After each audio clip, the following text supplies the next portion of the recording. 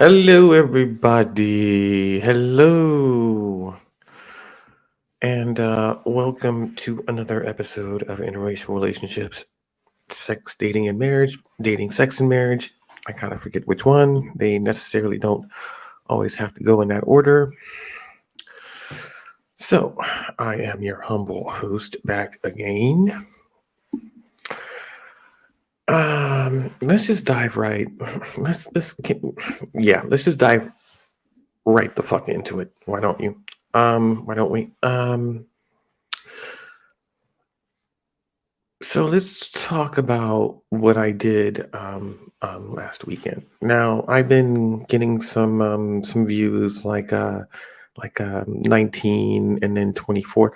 Actually, you know what? I keep talking about this, and I need to learn how to play with this better. Only because um, I really need to learn how to use this tool better. I'm looking at um, how to share my screen and kind of um, how to navigate things around here. But because sooner or later, I mean, there are going to be people who want to express themselves, and there are going to be people who want to actually start a real conversation, start a real panel, and I want to be prepared for all that, right? So, um, what I want to say was that this past weekend was pretty cool. Tell you what happened on Friday. So Friday, um, I rented a hotel room that's kind of close by, and I I'll keep it for Friday and Saturday.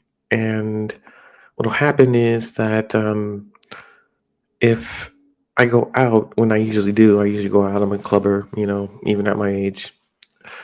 And I still go to the club. I still go to the bar, whatever. I'm a dancer. That's just my thing. It's been my thing since I really kind of got really good at it, or figured out that I was really good at it. But and I do it for the exercise. But anyway, I'll after the club or after the bar closes,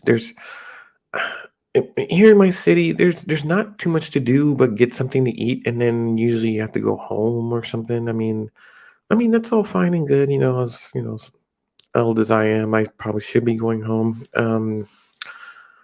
Uh, but what I do is I go back to the hotel room, and you can have your own pretty much after hours party at this hotel room. So it has to be the right kind of hotel. It can't just be any five-star Marriott. That's not happening. I mean, maybe if you're a baller or something, but if you're just a lowly guy like me, then you gotta pick your battles. You gotta know which hotels will, hey, this depending on the staff too. Like if you're someone, we have younger people at the front desk, so it's kind of like, oh, okay, you're running for Friday and Saturday, huh?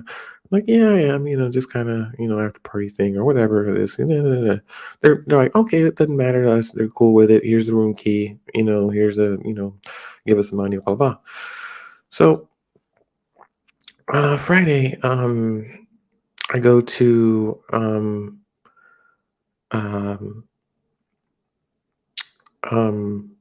a place like a lifestyle place, right?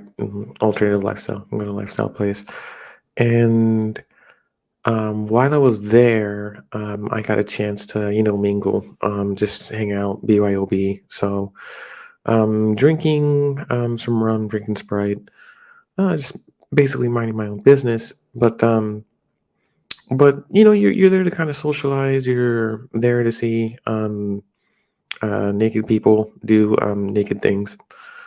You're there for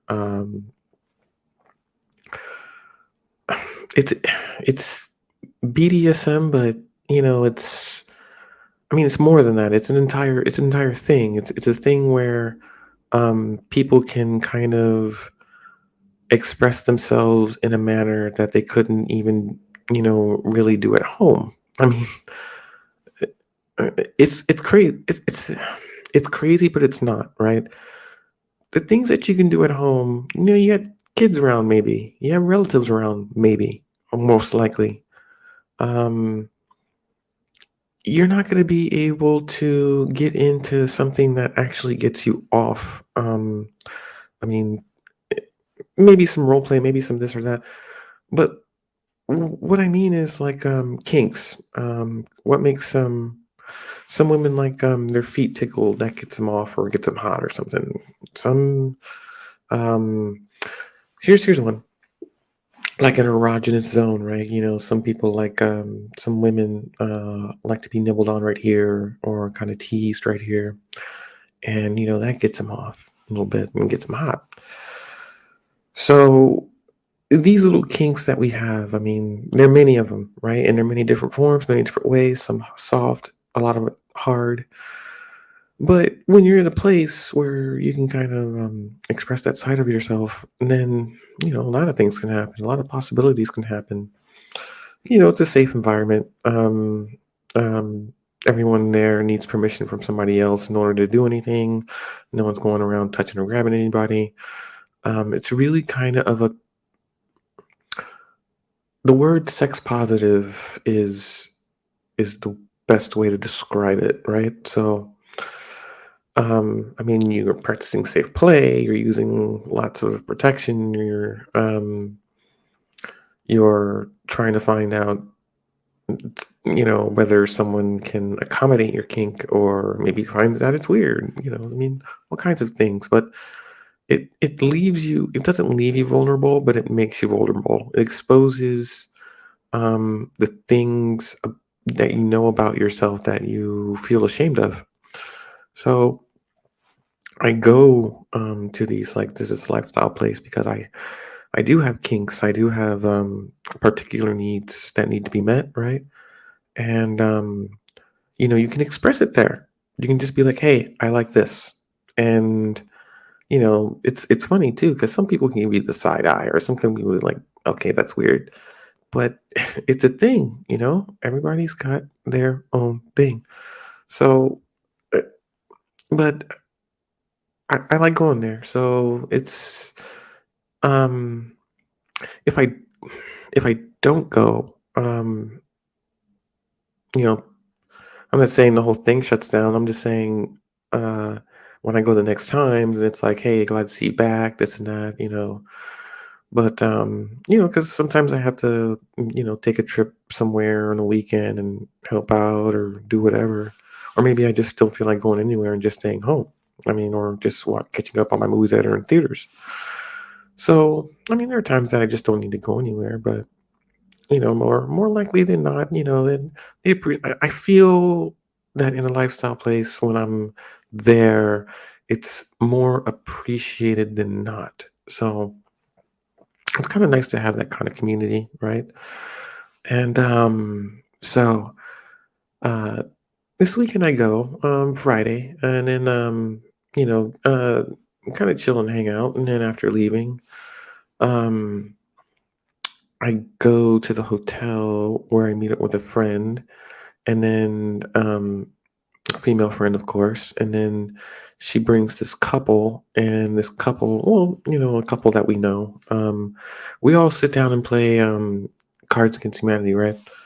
And it's a very funny game, especially when you've been drinking, and especially when you've been, chilling. So, um, so the rules were, um, there's like black cards that are the questions, right? So if you have the best answer for that question, then you get the black card. Hopefully, I'm still saying it right. And the person with three cards gets a dare. You know, gets to ask like I don't know some sexual favor or something. We had this couple brought chocolate whipped cream. Mm, I mean, it was okay, but we would ask a dare. Well, I would ask a dare. Then homeboy asks a dare, and then his girl asks a dare, and then my female friend has to dare. So everybody at least got 3 cards. I happened to get 7 cards. So it was 3, 5, no, it was 3, and then 7, and then 11. We never really got to 11, but 7 was enough because in my request, I'm like, okay, why don't you two like bend over the bed and then get whipped by my homeboy over here, and we'll take well they're like how many? I'm like maybe 10, like maybe 5 each. He'll do 5, I'll do 5. So he was like busting out his whip, but he was Indiana Jones with that bitch. He was me. I don't know enough about using like whips like that. Even though I belong to a lifestyle club where they have nothing but tools and whips and paddles and things like that, it doesn't mean I use them all the time. I mean they're there and I play with them, but I don't whip a girl all the time. So I took this whip and I'm like, damn it, I can't, I gotta get this to, you know. So I was looking like a complete idiot trying to like, smack 2 women like straight on their ass. But it's you don't want to do it hard because you don't want to hurt them, and you can't do it too like pussy ass soft either, right? Because then what's the point?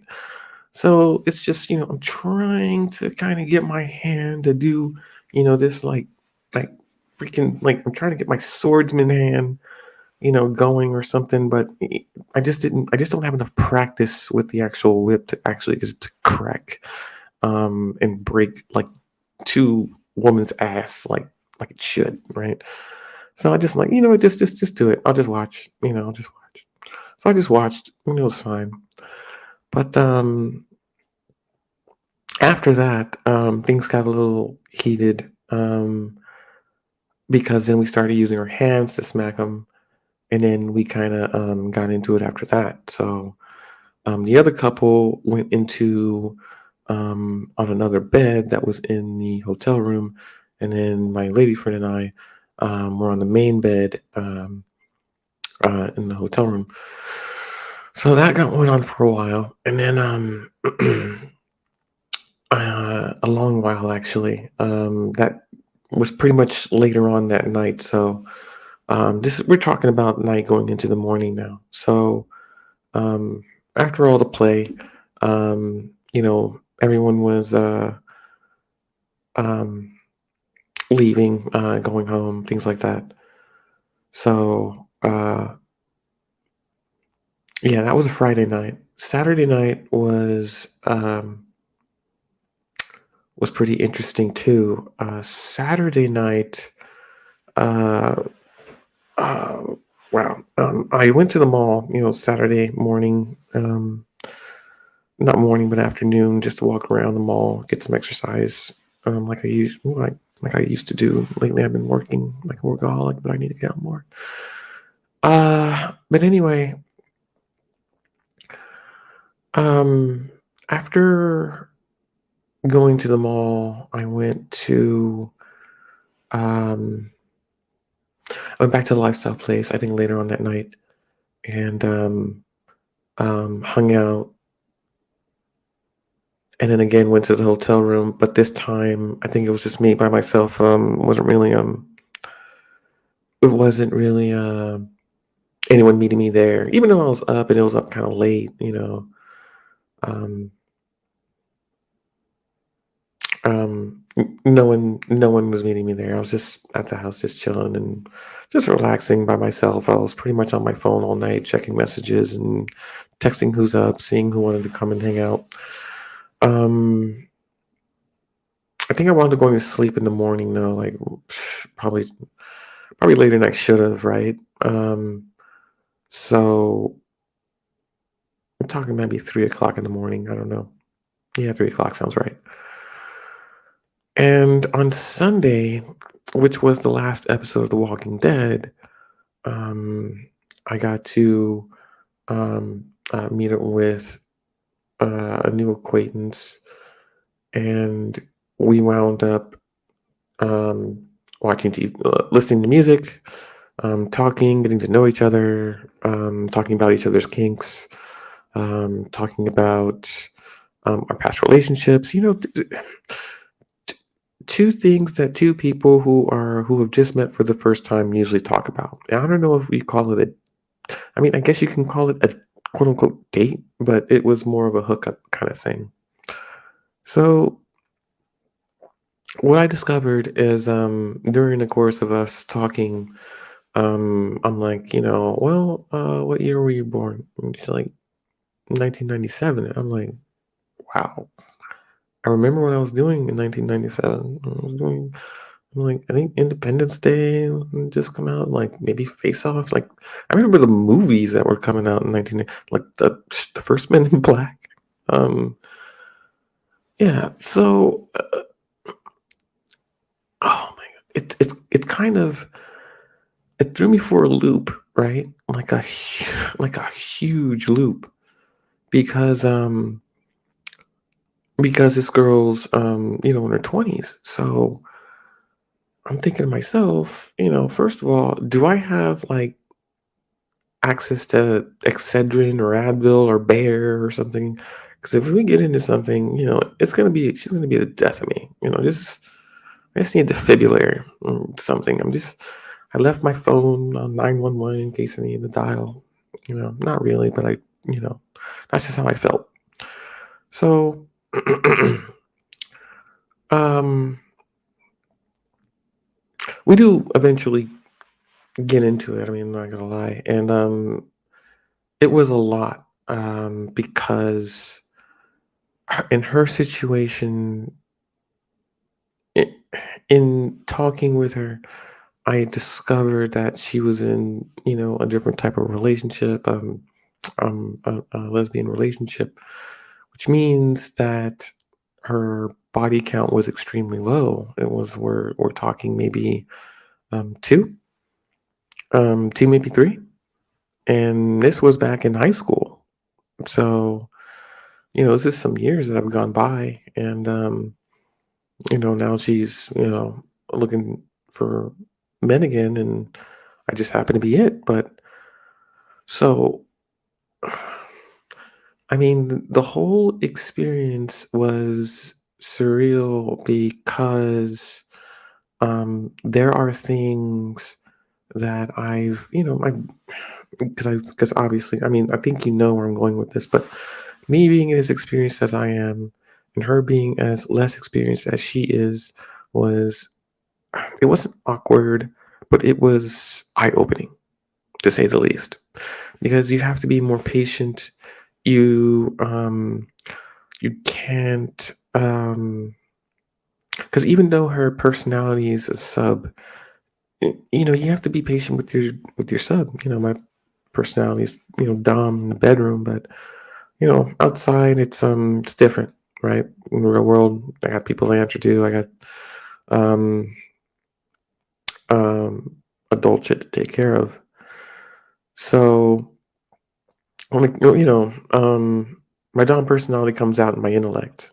It's just, I mean, don't fuck with my intellect, and we're good. But as far as this girl, there's a lot of things. There's a lot of natural talent there. Let me put it this way. Um, there's a lot of talent. There's a lot of talent, but there's not a lot of skill. So talent with no skill equals kind of, it is what it is. I think it equals inexperience, but a little time, a lot of patience, um, being able to ask questions, being able to make sure they're comfortable. I think it's all kind of a process. I mean, so now I've kind of realized that even when you're getting to have sex with a new person or a new partner, it is a learning process, right? So, we, I mean, we do we talk about sex from an anecdotal perception. We talk about like body parts, and we talk about maybe we're about to talk about body parts. We talk about positions. We talk about um, what you want to do or what she wants to do. I mean, we're going to get into all of that, but we don't really talk about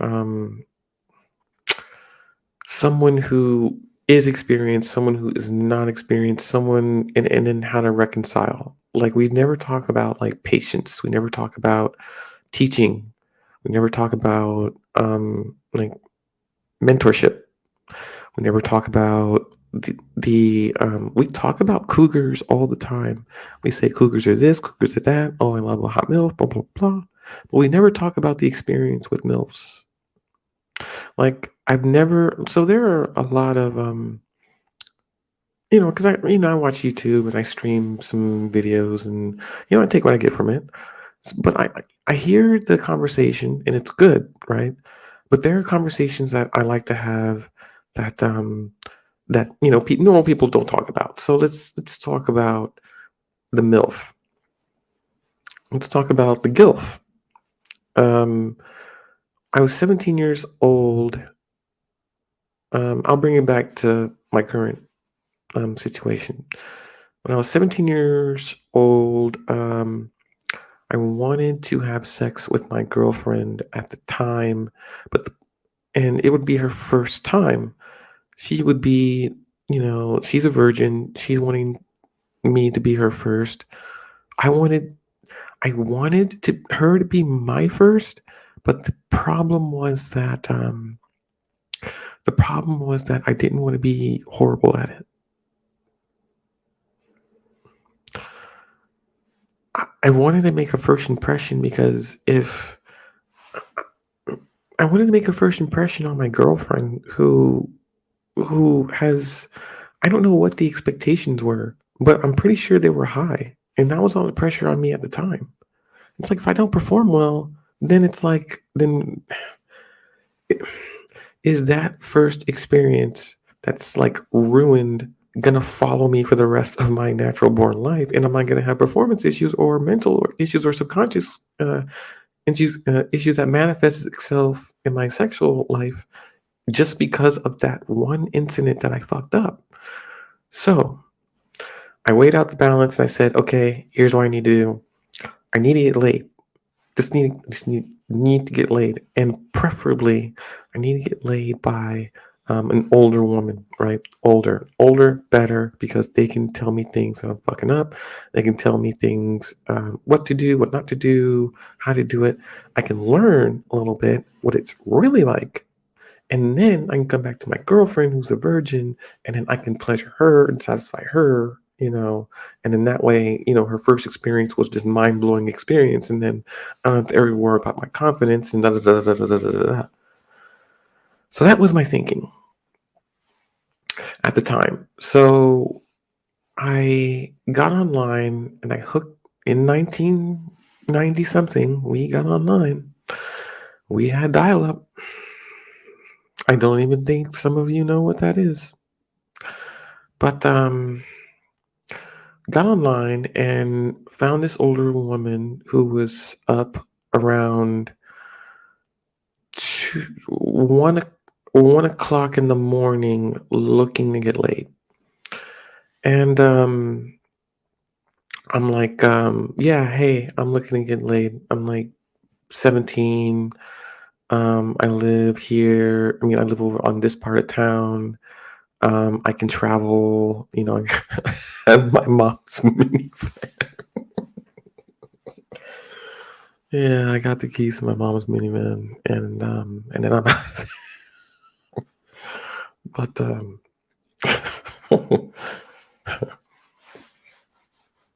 yeah, that was me. Anyway, um, some good times in that van. We'll talk about that later. And so I go to this woman's house. She tells me where she lives. This is the time around the time where when someone tells you where they live, you have to look it up on an actual map, the paper kind. Google Maps wasn't around back then. Neither was GPS. You had to look it up. You can look it up on, I think MapQuest was the thing at the time. Um, and you had to. What I had to do was remember the main highway, and then from the main highway, the exit, and then after the exit, I had to find the street that I was looking for, and then I had to put my finger here, put my finger there. Here's where I am. Here's where I'm going. Around this is the street where I'm going. I'm going all the way here, here, here, taking this highway here, here. Then I'm gonna exit here. I need to take the turnaround, go here, go all the way down the street, this, that, and there, and then boom. So also back then, we had to get the phone number from the person that you're hooking up with because you needed to. I needed to pull over to like a gas station and be like, "Hey, I'm in the gas station. I'm down the street. Where do I go?" So it's like, okay, from the gas station, you go here, here, here, here, and here. So I'm able to follow instructions pretty easily from there. So I arrived at this woman's house, and she was in her 50s. She was 53, and I was 17. And she snuck me into her house, and she's like, "We have to be quiet because my daughter's here, and she's with her kids."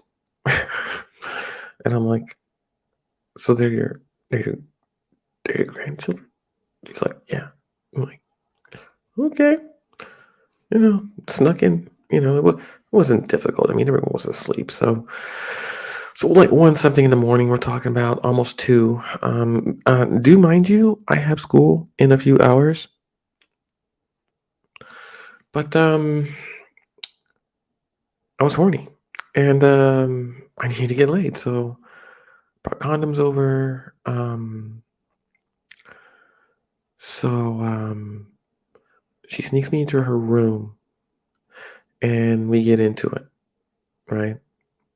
So what I discovered was I got into a lot, not a lot. I got into like foreplay. I did get into foreplay, but not, but it wasn't the type of extended foreplay that I needed to, that I know about now, or that would satisfy a young teenage girl that was my girlfriend back in the day. Um, I learned enough about it to be like, okay, I know I'm going to be using these two fingers. I know I'm going to be doing this. I know I'm going to be doing that. I know, but I didn't know where the clip was or how to get to it, how to find it, what it looked like. Of course, you see it in school in biology, but not it's you don't know what it is until you're looking at a real girl. So it was dark naturally because all the lights needed to be off, so it's not like I can find it. Um, she knew what she was doing. Um, to get me, nice and hard, right? So she's working it, and I mean professionally, 50-year-old, like I know what the fuck I'm doing, working it, and it's hard for me to keep quiet. So I remember having to cover my face with a pillow because she was that good. Anyway, as we're getting into the fucking part of it, putting the condom on, all that. Uh, we're doing different positions. First missionary, then kind of doggy style, and then those, and then on her back, but on her side a little bit to get a deeper penetration. Well, there was no problem, but the issue was she then got on top, and that was good.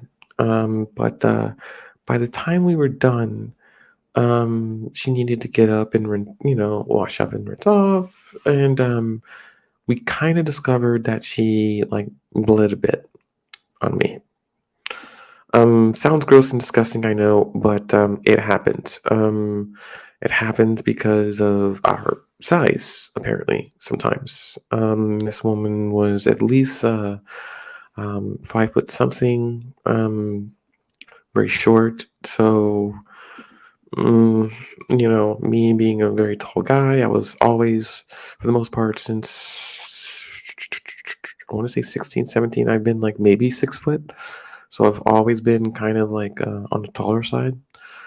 So, um, We turn on a nightlight, and then I'm like, "Oh my god, what the fuck?" I'm just freaking out. I'm like, "Oh my god, did I hurt you? Did I kill you? What the hell? Are you gonna die? What's going on?" So, she's like, "No, don't freak out. It's just I haven't done it in a long time, and you're really big." And da, da, da. I remember her exact words because I was just a nervous fucking wreck. She's like, "Don't worry about it. I can just like, let me take care of it. Just shh." She had to quiet me down. She got like a cold rag, wiped me down. Um, you know, um, I stopped hyperventilating, right? And got dressed, and I'm like, well, this was good up until that part, but this was good. And she's like, yeah, it was good. We need to do it again, and I'm sorry about that, but it's just been a while for me. So you're really good, and you're really big, and you really got in deep. So it's gonna happen. So I'm like, okay, and I don't want to hurt my girlfriend. I'm only doing this for her, and she's like, no, you'll be ready. She's fine. If she's a virgin, she'll be fine. But you just need to. You can't be doing the exact same things with her that you did with me. You need to, you know, take time, slow down, this and that, and then afterward, after two, three, four times, um, then you can you'll probably both start being more used to it. So that experience, right? That was one experience I've had when I was younger, about 17 something. So, um,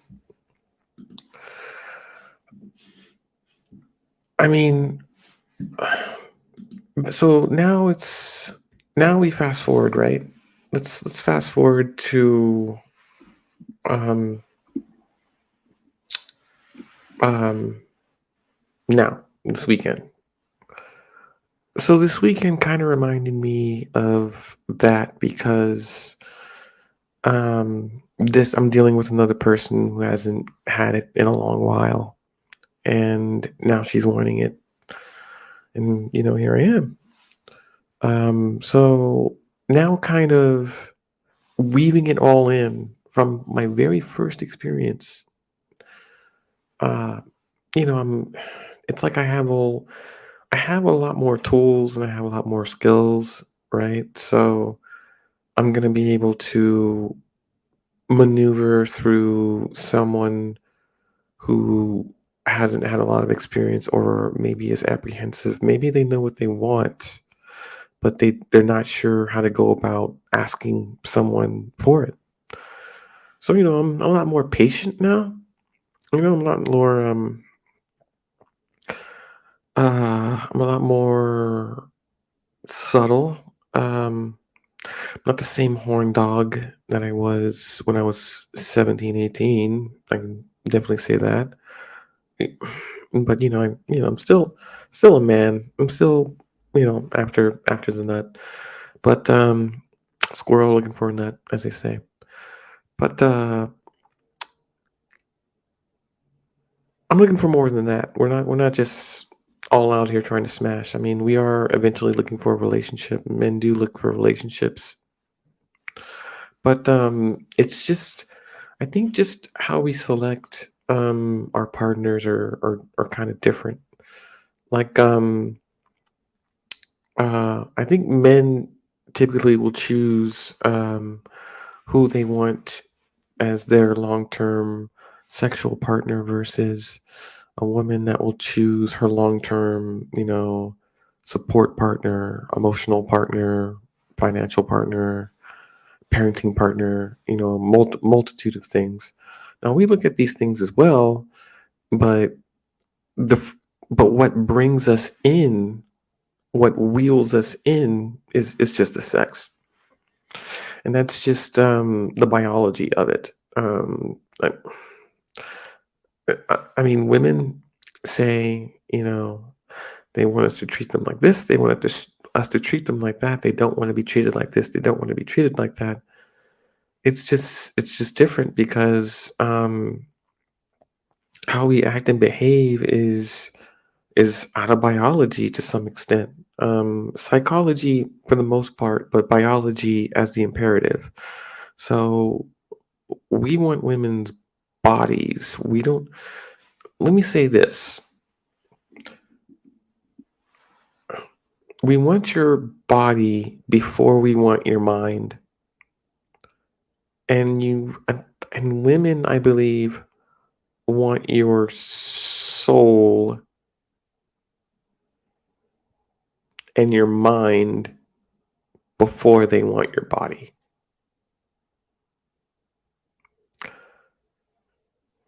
At least that's how at least that's what I'm picking up, right? I mean, I'm not gonna say it's law, but it seems like it should be a law. Like women go for your mind, they want your mind and they want your soul before they want your body. And we want your body before we want your mind and before we want your soul. So what's a different just kind of it's just a different method of weeding out and selecting like a suitable mate that you're gonna want to keep seeing on a repetitive basis. So in dating, um,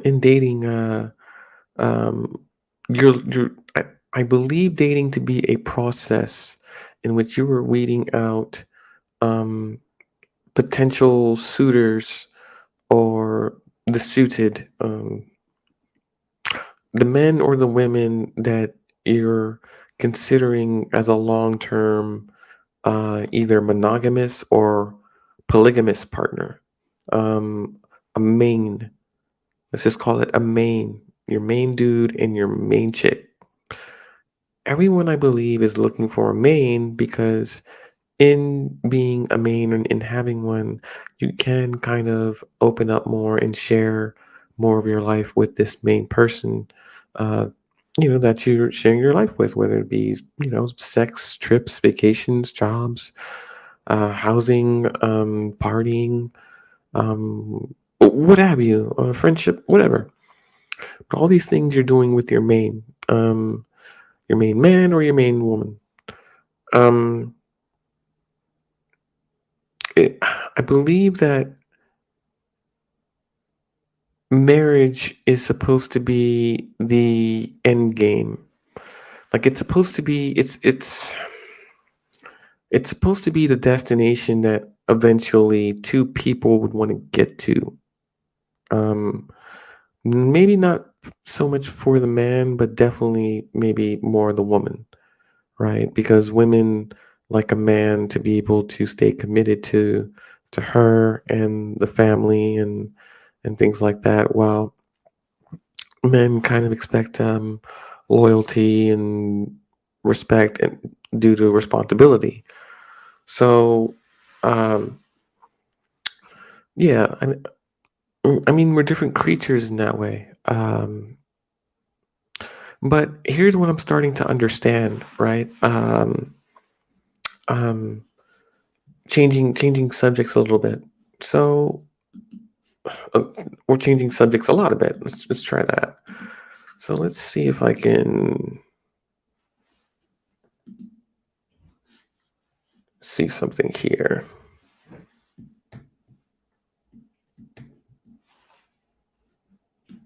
Not sure how this works, but I shall figure it out someday.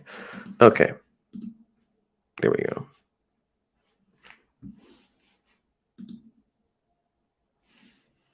There we go. So, any anyway, like I was saying, um, there are things in what? Hang on, let's see.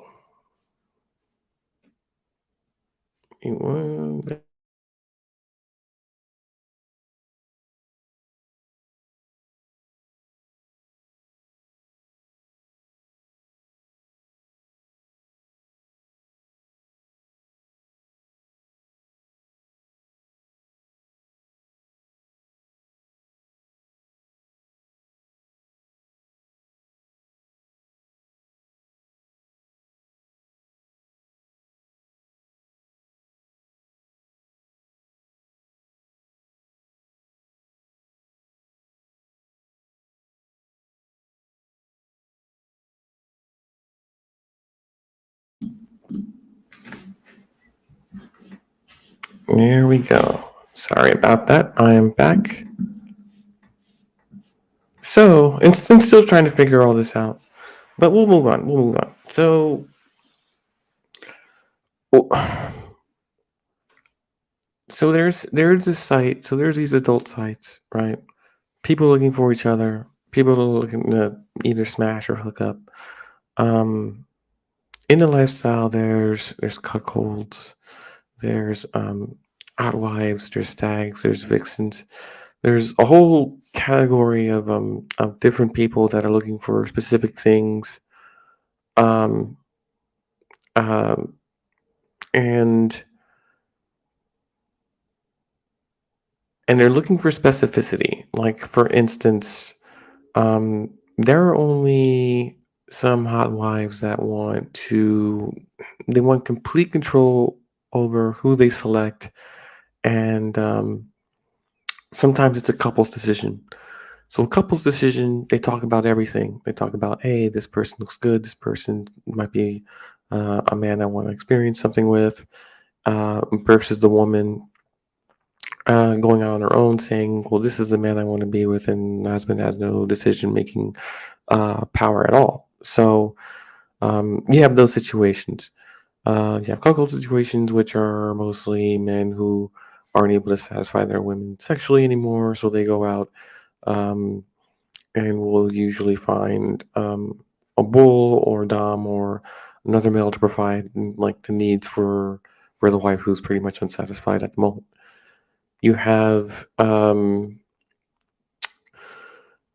you have you have like s- masters and you have slaves, um, because it's a fetish. You know, you have kiki fetishes, right? So you have masters and doms and mistresses. That are all in that same like alpha role of um, helping people get off by um, commanding their subs and telling them what to do, how to do it, uh, and among other things. So, I mean, within that community, you have structure and you have discipline and you have role play and then you have fantasy. Like you have a lot of things in a particular event, you know, whether it be the sexy clothes that you wear, the actual whip that you crack, the leather boots that you wear. Um, I mean, we all know about it, but we all haven't seen it with our own eyes. I mean, I think that's a fair assumption. Not every person like belongs in the lifestyle, especially if you're a traditionalist. If you're a traditionalist, stay away from a lifestyle group. There's nothing for you there, right? There's nothing for you to be curious about. There's nothing for you to explore. It's only gonna like seriously fuck up your marriage. Your good, wholesome, clean, fun, maybe not fun, but boring, satisfying, mediocre marriage. You know, you don't want to fuck that up by going to a lifestyle club. Not unless you've talked about it extensively, right? So, um, but part of getting older and maturity is accepting, I believe, that your relationship with your partner or your other needs to change if it's to survive. I don't think relationships should be static. I think that they're built. Um, I mean, they may have started from place A, but they will usually wind up getting to Z. You know, and there's a whole lot in between, and a lot of that is patience, understanding, but a lot of that is opening up as well.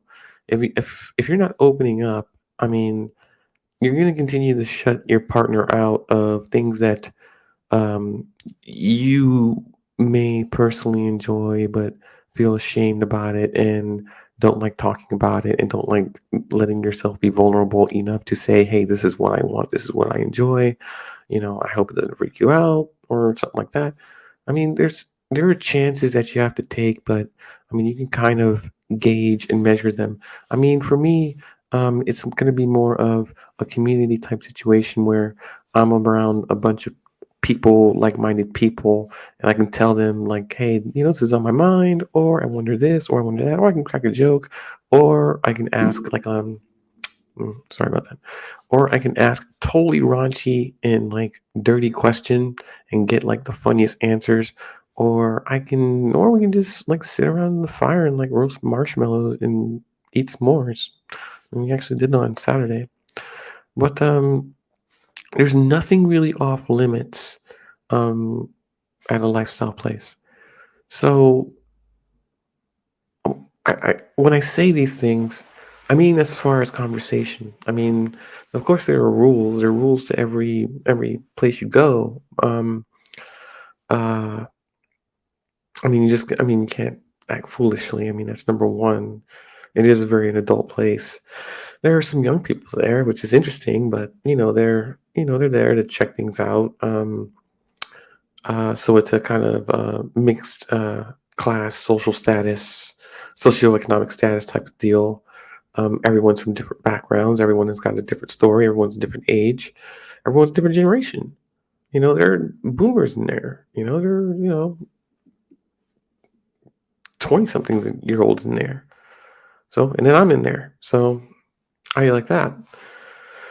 But but I've learned that women of different nationalities and cultures have specific sexual needs that that they're usually stigmatized for, and it's and I guess what my interest is kind of digging underneath that, kind of um, talking to different women, asking all these questions, getting their perspective, getting the feedback in real time. Not real time, but I mean, you know what I mean? Like just like, hey, this happened to you last week. Tell me how it was. Just like I'm telling you now what happened on my weekend. I'm telling you while it's still fresh in my mind. So, beyond that, I mean, um, there's going to be uh, um, there's going to be more answers that I have now than I did when I was 17 years old, like looking for some. You know, uh, there's going to be a lot more experience that I can tell people about dating people of a mixed background or mixed culture or a different culture more now. Certainly than when I was 17 years old. Starting to get into all this stuff. So uh, my preference, my preferences have changed as I've gotten older. Uh, I choose, you know, women that that kind of prefer. I don't know. There are different kinds of women, right? So the experiences are kind of wide and vast. Some women are hard, some women are soft. I've had a lot of experiences, and no, before you ask, I can't remember all their names. We're talking about a period over well over 20 years. So 23 to be exact, if we want to get mathematical with it.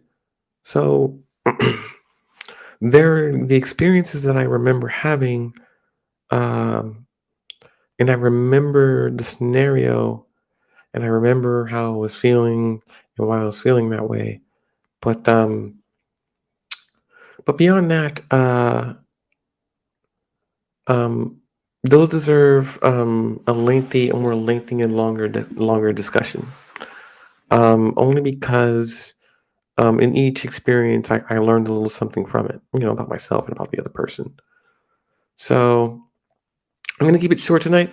I'm gonna keep this under an hour, only because I'm gonna try and play around with the settings here on this thing and see if I can put people on the panel, send out an invitation, get more technical with this thing.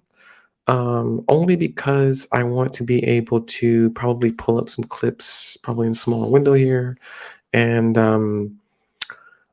see, um, show you what I've been watching, and then maybe discussing a little bit about the clip that we watched together. So I'll be looking into how to do that. Hopefully by Thursday, um, I'll have more than 2 hours of content to make up for today. But actually, no, I'll just probably make sure to have like some clips ready to present, and hopefully I'll have this panel thing worked out for on this software.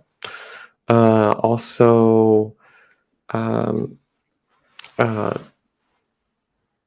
I have to start. Uh, There's some reading I have to do on relationships as well, because typical relationships are one thing, interracial relationships are a completely different animal. So there's a whole lot of dynamics that come sideways. It depends on who you are in a relationship as well. It depends if you're the male or the female. Depends if you're white. It depends if you're black. Depends on if you're Hispanic. It depends on if you're Asian.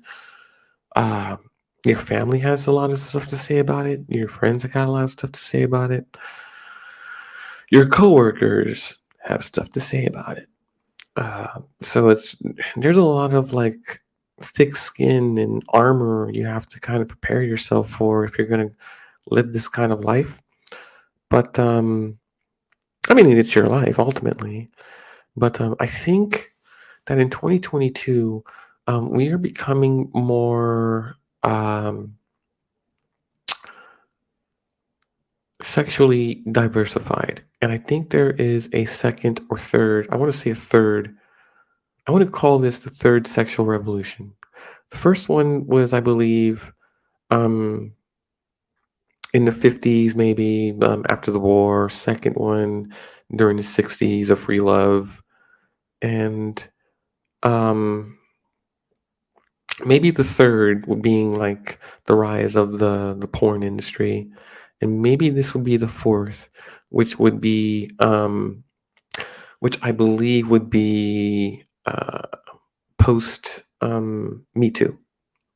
Post Me Too, post Time's Up. I say this because I think when the Me Too movement came out, Time's Up movement came out, women were marching out on the streets. Women were upset. Women are still upset. Roe v. Wade just got fucked up. Um, it's so what I've been kind of I mean, the consequences are disastrous, as Doc Brown would say from Back to the Future. The consequences of these actions will be disastrous because if women, I mean, if somehow I slip through a condom and a woman and whatever, comes out of me, uh, slips past her birth control, there and plan B doesn't stop it, I mean, you're fucked. But hopefully, I mean, there might be a technological way, or but here's what I think. I think that women will start having like less sex if they're figuring out that they're not in control of their pregnancy anymore. They're gonna demand men use condoms, which is they should be doing. I think they should be doing that anyway. But I don't think they're gonna be giving it up as much. Younger women, older women. Well, older women maybe because they don't have any, more eggs to produce. So maybe that's what'll happen. Maybe the transition will be that since younger women are more fertile and can get pregnant, then the chances of them getting pregnant are higher. And for older women, those chances are significantly much lower. Then it means that the older women can get more ran through and can deal with more men because there's hardly any more consequences at that stage in your life when you're not really expecting to carry another child, especially in your mid to late 40s or early 50s. So they may be having all the sex in the world. I mean, we may find that to be the case only because there will be no pregnancy consequences. So, I mean, there's that dynamic we have to look out for. I mean, be ready for that, right? But but I don't know. Things are changing so fast. We're not going to be in the exact same place we were 10, 15 years ago. We may be in a completely different era where everything's a dating app, everything's a hookup, and then we take another step, and then it's a relationship, and then it's another step, and then it's marriage. I mean, that's kind of how things progress now, but you never know the dynamics of dating in the future. I mean, I still plan on here's what I miss, here's what I don't miss, but I do like the game. I do miss being able to, like, walk up to a woman and talk to her and, flirt a little bit, and then maybe shoot my shot and be like, "Hey, well, do you wanna go to dinner, or do you wanna go to Apple?" "Do you wanna go somewhere and get something to eat with me and just, like, have some time?" Like, a little bit, I mean, and I miss the era where women said yes. Because if a woman says yes to having dinner with you, I mean, it means that she's going to take some time out of her day or night to, like, be with you. I mean, I read into that as you will. I mean, that's a straight up pat on the back. I mean, but if she says no, i- it's it's a very, very hard thing to take. Like, no. Like, no being negative, being rejection, being I'm not good enough, and what if she says yes to guy number 2 or something? I mean, rejection is very, very hard, but you have to go through it in order to learn um, how to like build up thick skin. Because not every woman wants you, and especially the one that you want. 9 times out of 10, sometimes 10 times out of 10, the women you want don't want you. But you have to but at the same time, you want more than one woman, don't you? So, uh, it is somewhat of a game of, cat and mouse. Not Tom and Jerry, but I think even the women know what I'm talking about. Um, Game of pursuit, and women use whatever they want to use. Sometimes, like, what women don't understand sometimes, 2 things women don't understand. Number 1, you can be fully dressed, fully clothed, head to toe, and still give a man an erection just by standing there. You don't have to bend over. You don't have to reach for that high shelf. You could just be standing there reading something or playing on your phone. And number 2, the sexiest look on a woman isn't the makeup or the eyelashes or the nails or even the hair. The sexiest look on a woman for us men, and you can ask any man that you're sitting or standing next to or whatever, the sexiest look on a woman that we'll ever see is when she wakes up in the morning. When she wakes up in the morning, she looks like a complete mess. Um, she doesn't have anything prepared. Her hair is all over the place, probably in your face. Um, Her clothes are wrinkled. But I swear, it is the sweetest look, sexiest look on a woman, and we just want to wake up and give you like morning dessert. But anyway, that's it for tonight. Um, Told you an hour and some change. But I'm going to figure out this panel thing and get it working. and then we're really gonna have some fun on Thursday. So happy Thanksgiving, everyone! In case I don't tell you, um, hope you don't burn the turkey. Don't burn the turkey, and I shall see you when I see you. Yeah.